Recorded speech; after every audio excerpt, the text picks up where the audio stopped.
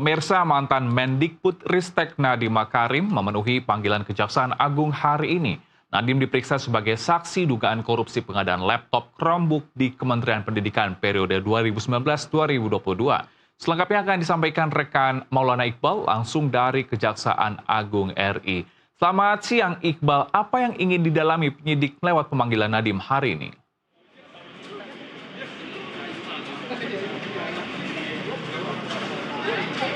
Ya, selamat siang Helmut dan juga pemirsa. Betul sekali bahwasanya tadi pagi sekitar pukul 9:09 waktu Indonesia bagian Barat, mantan Menteri Pendidikan, Kebudayaan, Riset dan Teknologi Nadiem Makarim ini terpantau hadir begitu memenuhi panggilan dari Kejaksaan Agung. Dan seperti yang kita ketahui bahwasanya Nadiem Makarim ini dalam masa jabatannya selaku menteri ini akan dimintai keterangan oleh tim penyidik dari Kejaksaan Agung dalam perannya atau jabatannya selaku menteri untuk mengawasi kegiatan yang berada di dalam kementeriannya.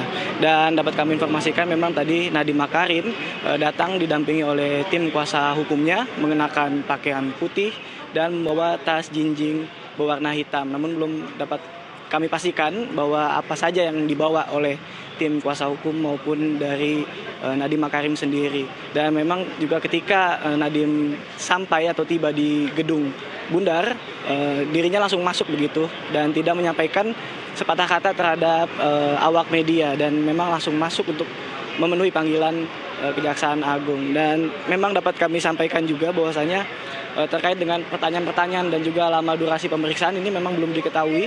Namun Kepala Pusat Penerangan Hukum Kejaksaan Agung Harli Siregar menyampaikan bahwasanya nanti Nadiem Makarim akan ditanyai seputar fungsi pengawasannya selaku menteri pada saat proses pengadaan laptop di 2019 dan 2022 ini.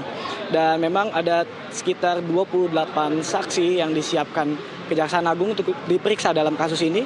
Sementara ada 8 saksi yang sudah diperiksa, ini terdiri dari pejabat di dalam kementerian dan juga pihak swasta serta surveyor.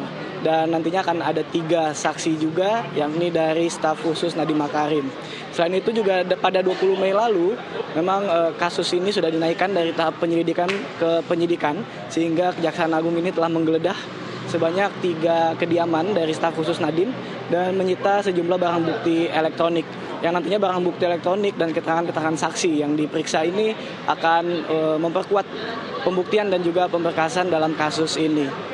Dan tidak hanya itu saja, nantinya tim penyidik sendiri ini memang mengusut kasus ini melihat bahwasanya ada indikasi permufakatan jahat yang dilakukan dalam lingkungan kementerian, di mana pada periode 2019-2022 dalam pengadaan laptop ini ada unsur dari tim teknis yang diarahkan untuk membuat kajian terkait dengan penggunaan Chromebook untuk kebutuhan pendidikan. Sementara pada tahun 2019 dari hasil uji coba sebanyak 1.000 laptop yang digunakan ini menunjukkan bahwa penggunaan laptop berbasis Chromebook ini tidak efektif untuk pembelajaran.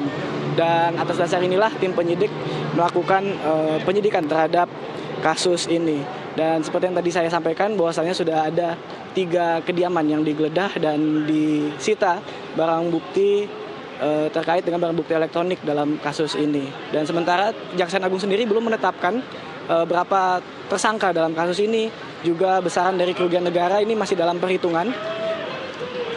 Dan memang belum ditetapkan tersangka dan juga anggaran yang dirugikan dari kasus ini. Namun memang pada tahun 2019 ini setidaknya ada 9,9 triliun anggaran yang digunakan untuk pengadaan laptop, Helmut.